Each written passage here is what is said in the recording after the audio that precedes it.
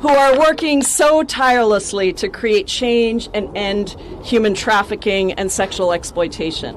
And I want to thank my colleagues on both sides of the aisle who are here with us today: Nancy Mace, Sydney Kamlager-Dove, Becca Ballant, Grace Meng, who am I missing? Melanie Stansberry, Adelita Grijalva, who got us to 218 on the discharge petition, and all the others that I know are in spirit with us here. I'm so proud to be on the executive board of the Democratic Women's Caucus, which is hosting this press conference today and has been at the center of the push for justice. Our amazing chairwoman, Teresa Ledger Fernandez, is at a Rules Committee meeting, so she's unable to be with us in person, but she is certainly here in spirit. Yesterday, I spent several hours at the Department of Justice looking through the unredacted files and reading the absolutely horrific and depraved messages that went back and forth between rich and powerful people in every sphere of influence. These people are at the top of governments, academic institutions, billionaires at giant corporations, cabinet secretaries, and the callous depravity of their messages showed that they absolutely believed that they were above the law, above morals, absolutely immune to any societal norms. They joked in these emails about pedophiles, about horrific sexual acts with young girls, about creating spaces, entire islands even, where they could do anything they wanted and get away with it because of their wealth, their power, and their connections. This was a massive global sex trafficking ring with thousands of victims that we know of and thousands more that we probably don't. So when DOJ says that there is nothing to investigate, we, the American people, must rise up. We must allow the courage and the determination of the survivors who have spoken out at great risk to themselves to push us to never give up until every single one of these predators and pedophiles and predator protectors is brought to justice. It is the voices of the survivors ringing through in the darkness of all of this horror that has gotten us this far. And in speaking to so many of them myself, I know that this effort is not just for them. They're not doing this just for them. They're doing it for their girls, for their children, for other people who have been affected, to all the survivors of sexual assault everywhere across the world who are watching to see if we can get accountability right here in the United States of America. Many rich and powerful people thought over the decades that they got away with this. They definitely did. You can see it in the emails. But as Lauren said to me the other day, the earth is shaking because every single one of them now is becoming known. And around the world, princes, ambassadors, even prime ministers are being brought down for their participation in this global sex trafficking ring. And here in America, that needs to happen too. And until it does, we are here to say, we will not stop. To every survivor who has fought so hard, who has shared painful details, who has been re-traumatized by the continued disrespect, dismissal, and exposure of their own personal details, we won't stop until you have justice and accountability. I'm going straight from here to the Judiciary Committee as our Representative Kamlager-Dove, Representative Ballant, where we will have Attorney General Bondi before us. I intend to get real answers on why the DOJ is not pursuing further action and to get survivors the attention and the answers that they deserve. This is just the beginning of our journey for justice, led by very powerful women who are using their voices and their power to, yes, shake the earth of its depravity and to demand accountability. So thank you for all of it, for inspiring us day after day, year after year, and never backing down. We love you, we appreciate you, and we've got you. It's now my honor to pass it over to Representative Sydney Kamlager-Dove, my colleague on the Judiciary Committee. Thank you. Thank you, Congresswoman Jayapal. I also want to recognize Congressman James Walkinshaw and Congressman Jamie Raskin, who've also joined us for this press conference. My name is Congresswoman Sydney Kamlager-Dove. I represent Los Angeles, and I want to thank the Democratic Women's Caucus for hosting this press conference and for always centering survivors when talking about the Epstein files. You know, the entire weight of Donald Trump's government is being used against to speak out and relive the worst day of their lives every single day is courage. And it's a kind of courage this administration does not have. 80% of sexual assaults go unreported because time and time again our broken justice system protects abusers instead of survivors. When the President and the Attorney General repeatedly shield pedophiles, rapists, traffickers from accountability, they send a chilling message to survivors everywhere and discourage others from coming forward. Let me be clear. We need this administration to care about child sexual assault instead of protecting pedophiles and predators. At 10 a.m., Attorney General Pam Bondi will be testifying in House Judiciary Committee.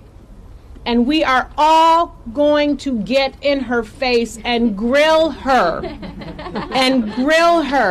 about the reckless and sloppy release of these files. One survivor found her name, her birthday, her address, and phone number, and workplace, all exposed in the files. That puts her at serious risk, and it is a chilling effect for every other survivor. Now it is my honor and privilege to turn it over to a brave and courageous woman, Teresa Helm.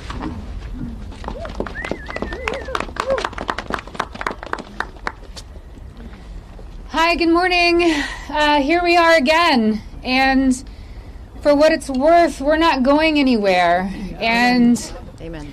While it might seem that we're in the middle of the road of this, actually in many ways this is just beginning. I stand here in support for all of these women here beside me, all of the women across this nation, for my own children, for myself, for every one of you out there in this audience looking at us right now. This is Survivor. This nation is full of survivors. We're going to stand and we're going to fight, and we're not going to stop because that's the right thing to do. We stand here also with the support, and we pray that there's nonpartisan support of Virginia's law that has just been introduced. This is one of the most important monumental steps for survivors, and the world is still watching. No one's turning away from this. It affects every single person here. It affects every single person in this administration. They have wives, daughters, grandchildren. Every single person. This is not an issue that's going away. And we're not going to stop. And I feel that this is a real, today and beyond, a real demonstration of integrity. And as my dad, who was a very, very smart man, used to say to me, Dr. James Helm, the proof is in the pudding. So we're going to find out. Thank you.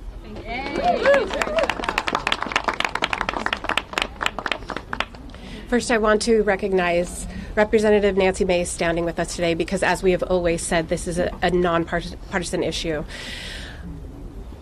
What we know in the sexual violence arena is that there are more sexual abuse, sexual assault, and trafficking victims in the country, in the world, than any other tragedy. And consistently, those victims and survivors are told one of two things: shut up or move on. And as I understand it, when we spent time in Republican Judiciary Committee members' offices, they were very compassionate, passionate, caring about this issue. They support us. They want transparency. They want justice. And what we've heard is that they've been told to shut up today and not do the hard thing of asking questions about the egregious job done by the Department of Justice in the drop of files. And we've heard that the American people have been told to move on. So I'd like to present three options to Republican House Judiciary Committee members. They can either do the bravest thing they have ever done in their career, and they can ask the hard questions. They can do a second thing, which is a really hard thing to do: to refuse to be complicit and resign. Just say, I am making a statement and I'm going to resign from being part of this administration. And they can do a third thing. They can yield 1 minute of their time to Thomas Massey, who happens to be a real bulldog in this issue, and let him speak for them. That way they are able to hold their position of leadership, but make a stand showing their constituents, who are all victims and survivors too, that they believe in us. So today my question is, those on the Judiciary Committee, the Republicans, are you going to have courage or are you going to be complicit? Thank you. Good morning. My name is Laura Bloom McGee. I am a survivor who stands before you to not ask you for pity, but demanding justice. Speaking my truth was born of courage. I stand here for every little boy and girl that is afraid to speak up after the unthinkable. That courage should never cost us our safety, our privacy, or our right to heal. Our current system does the opposite. The people who have harmed us, they are hidden, while survivors have been exposed. Abusers' names and contact information is redacted, while our faces and stories are left on full display. This is not protection. This is betrayal. It hands power back to the abuser and further strips survivors of our dignity. Even worse, leads that can uncover broader wrongdoing are being ignored. Documents that point to co-conspirators are still unexamined. Truth, integrity, and the pursuit of justice should be non-negotiable, and we will no longer negotiate with people or institutions that fail us. Thank you. Hi, everyone. I'm Danny Bensky, and I am an Epstein Maxwell survivor from 2004 to 2005. The last time I was in D.C., I asked everyone to close their eyes and think of a teenager that was close to you. I asked you to make it personal. Thinking of your child, your sibling, your mother, or you even at an early age. I asked you to visualize that teenager at the door of Jeffrey Epstein's mansion, and I asked you if you would let them enter. Well, now I want you to visualize something else. I want you to think of that same 14 to 18-year-old. I want you to imagine that they've since grown up, and one day you find their name and all of their identifying information in the Epstein files alongside intimate, horrific details about their lives, sexual abuse, and trafficking. You look further, and maybe you even find a nude picture. You try to understand who could be responsible for these crimes, or try to find who's responsible for the crimes themselves, only to find that the perpetrators' names have all been redacted. As you read on and take in all of the heinous acts, you begin to see how the system repeatedly failed. Realizing that it was hard enough to endure the abuse, you begin to understand the endless re-traumatization. This time, it isn't a monster pedophile who is doing the exploiting, but our very own government. I dare to say that everyone knows a survivor of assault or abuse. My ask is that you keep this personal. We are not here as political figures. We are only human. Our only agenda is accountability. We owe it to our former selves. We owe it to the next generation. And we also owe it to those of the past. We need to believe women who bravely stepped forward like Maria Farmer did in 1996. We need to pass Virginia's law to eliminate the statute of limitations. We need survivors to be taken seriously. There should never be a time limit on justice, and the DOJ needs to do its job. Give us the rest of the files and start the investigations. Start the investigations on the things that are in the files right now. During my time with Jeffrey, I was always amazed that he could make you feel so special, like you were the only one in the room, and then treat you like an absolute piece of trash and throw you away. We will not be silenced and thrown away this time. Thank you.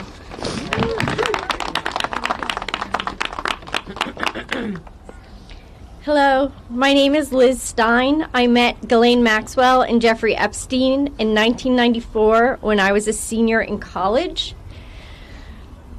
For us, this is not about politics. This is about people in power and vulnerable girls and young women. A partial release of these files by the DOJ, riddled with improper redactions that expose the vulnerable and shield the powerful from accountability, is not justice. It is injustice.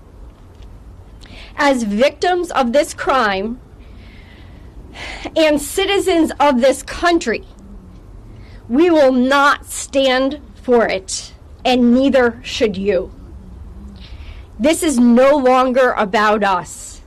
This is about survivors of sexual abuse everywhere. They are watching us. And if you think that this does not affect you, 1 in 4 women in our country have been touched by this issue. It affects all of us. We are being watched, not only as survivors, but as advocates for those who cannot use their own voice to speak up. We as a nation have an opportunity to send a strong message that we will not protect people who victimize children, that we will stand up for what is right despite what our politics are, that we will cross the aisle, and that we will stand behind survivors for justice. We keep hearing our press secretary and our Department of Justice and other government officials saying they're moving on from this. I wish that we could. I met Epstein and Maxwell when I was 21 years old. I'm nearly 53 now. We cannot move on as survivors of this crime and as citizens of this nation without changing this narrative. So I ask you all to stand behind us and demand accountability for our government, because we certainly are going to. Amen.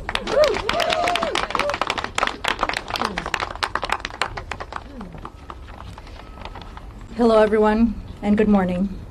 We are here today asking for basic safety, dignity, respect for survivors and Americans. In recent releases, survivors' names were not properly redacted. The failure has put people in danger. Personal information has been exposed, information that can lead to harassment, threats, and retaliation.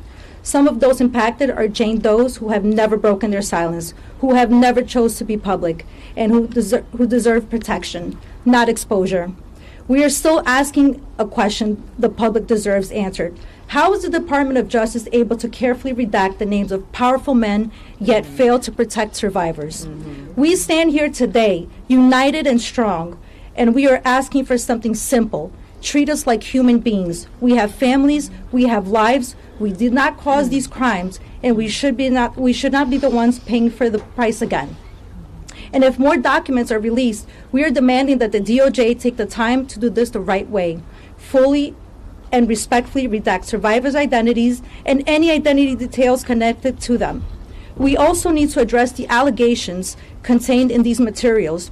Every credible allegation must be taken seriously and investigated thoroughly, no matter who the person is, how wealthy they are, or how connected they are. We understand that these are allegations and due process matters, but survivors are human beings who shared something horrific.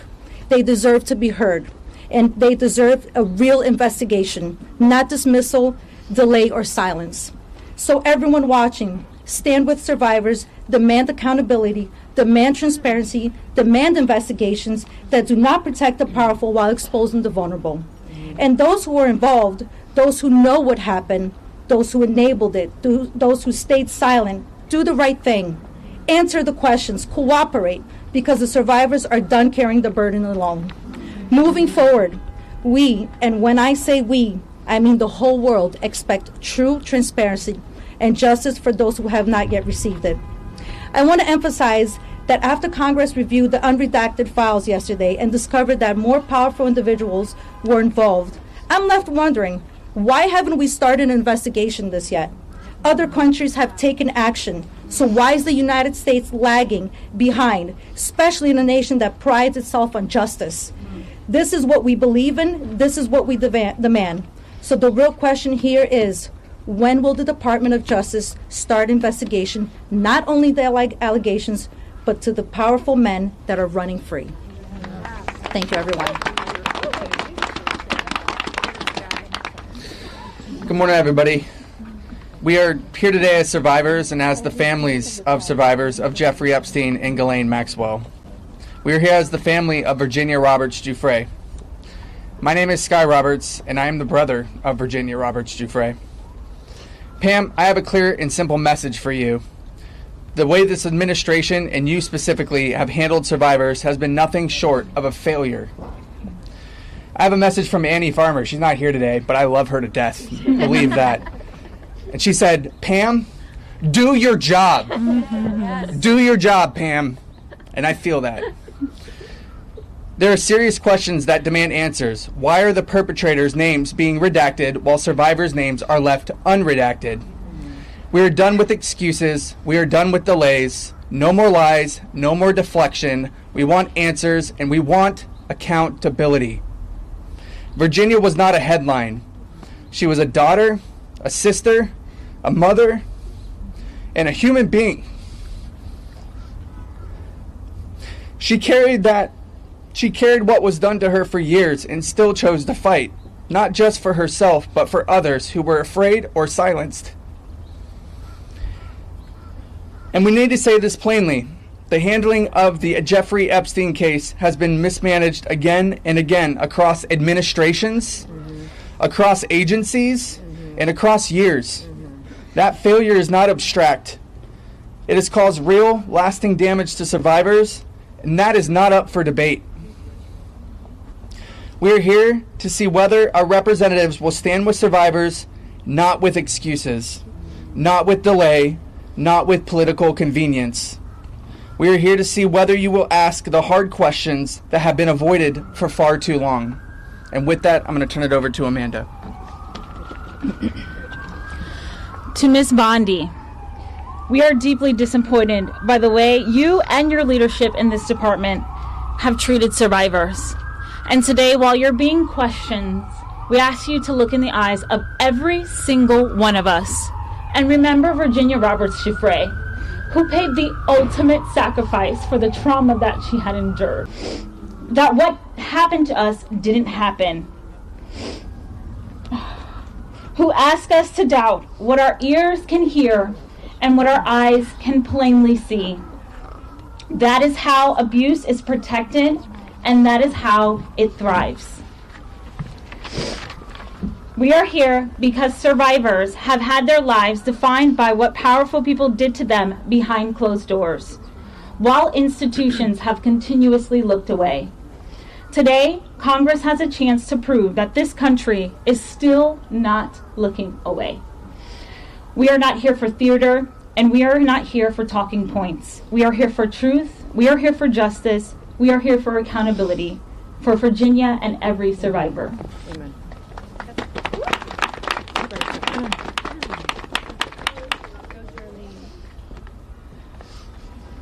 Hi, my name is Charlene Rochard, and last year I stood here as a survivor demanding the release of the Epstein files.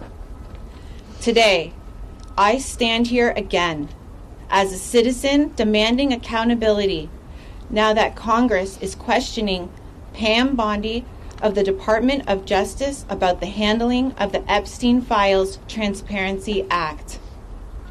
Let me be clear. Survivors are furious. We watched the Justice Department botch redactions so badly that victims' images were exposed while predators' identities were kept hidden and protected. That does not feel like an accident or a clerical error. It feels like betrayal. The people who were supposed to protect us instead shielded abusers and re-traumatized survivors. And we're expected to accept that as standard procedure? We do not. Pam Bondi claims she was defending the independence and integrity of the Justice Department. But survivors have every right to ask, where was all that integrity when survivors were exposed? Where was that independence when victims were silenced? Where was all that commitment to justice when the truth was buried to protect reputations? These are not partisan attacks. These are demands for basic human morality and accountability. When officials are accused of weaponizing the Justice Department, we know exactly what that means because we've lived through the consequences. This inquiry confirms what survivors have known for decades. The Justice Department has been influenced and manipulated in ways that harmed us.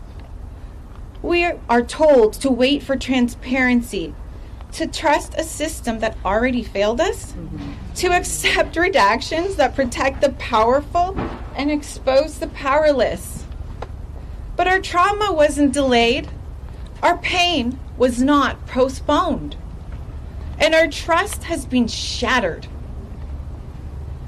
So I will say what many survivors feel. Pam Bondi and the Justice Department failed us repeatedly across administrations, across political lines, across decades, and the people who had the authority to intervene chose silence, secrecy, and self-preservation and called it justice. I'm here to make sure no one in the Justice Department, no matter their title, rewrites history or escapes accountability. And so today, I'm asking survivors, allies, lawmakers, and citizens to refuse silence, demand oversight, demand transparency, demand a Justice Department that protects the vulnerable instead of the powerful. Stand with us, speak with us, and do not look away. Accountability will not come unless we insist on it together. Thank you. Great job.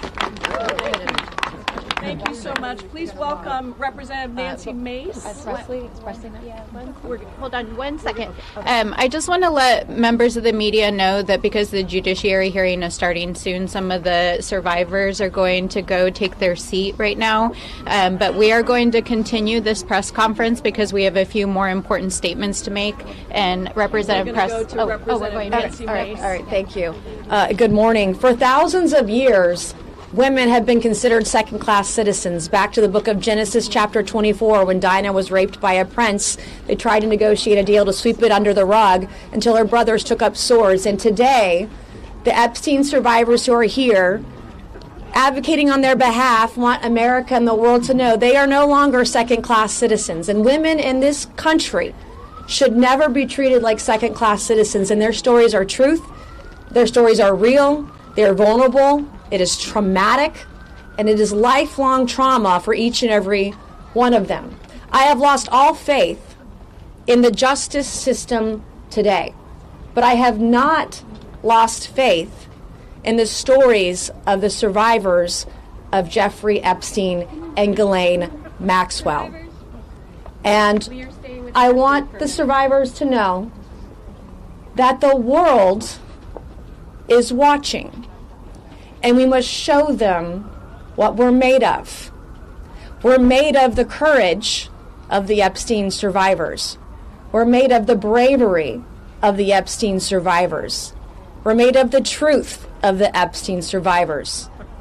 And we're here today to demand justice for the Epstein survivors, because their stories are our stories. There are judges all across the country, all across the United States of America, who are revealing the names and the identities and the residence, the addresses, the contact information of rape victims everywhere. Rape victims who come forward and name names are sued by their rapists.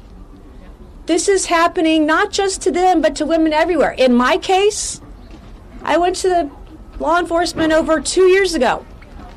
Evidence on a silver platter. Today, not a single person arrested, not a single person in jail. And so the days of the cover-up are over, and I am begging the media, don't make this partisan. This is about the victims. And this will go down, the Epstein saga and Maxwell, this will go down as one of the greatest cover-ups in American history. And I'm going to stand with the Epstein survivors until my last breath to ensure that the rich and powerful do not get away with this. Because America's system is a two-tiered system of justice. There's one for the rich and powerful, and there's one for the rest of us. And those days are over, and I want the rich and powerful, the princes, the princesses, the prime ministers, the former presidents to know your days are numbered. Thank you, and God bless each and every one of you.